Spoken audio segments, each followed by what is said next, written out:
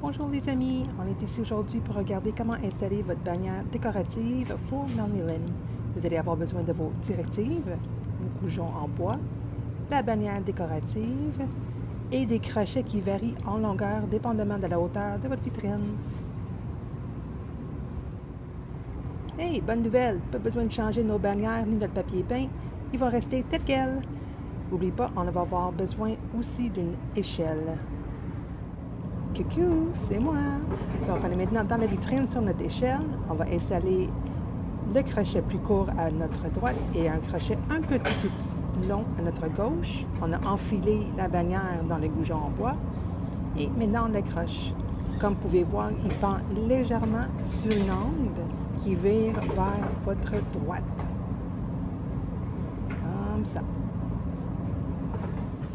Bon, nous voilà. La première partie est installée et on va laisser la bannière tomber jusqu'au sol en assurant qu'il est bien droit. Donc, comme vous voyez, il a un léger angle à la bannière. Donc, nous voilà dans la vitrine. On va utiliser l'aide d'un podium pour tenir en place la bannière. Donc, vous voyez, il tombe en angle. On le prend en coin ici, on le revire de bord et on va placer le podium sur la bannière qui va le tenir en place.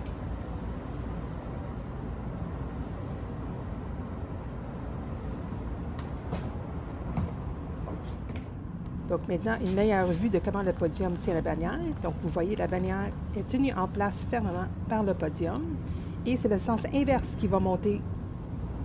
Hello! Donc nous voilà au deuxième goujon. Maintenant, on va installer des crochets également, donc de la même longueur, sur le goujon vide, comme ceci. Donc, une ligne droite. Nous allons prendre notre bannière décorative, donc comme ceci, et on va l'enfiler par en arrière vers l'avant, comme ceci.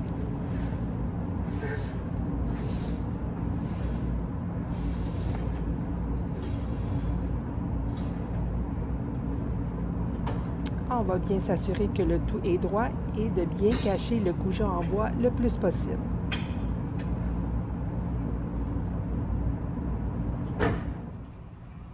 Wow, quand même bien! Donc, la première partie, vous voyez, descend, il est tenu par le podium. Il remonte côté inverse.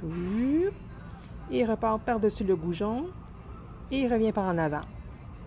Donc, maintenant, vous avez juste arrangé le restant du tissu qui tombe vers le devant de la vitrine, car nos mannequins vont aller dessus.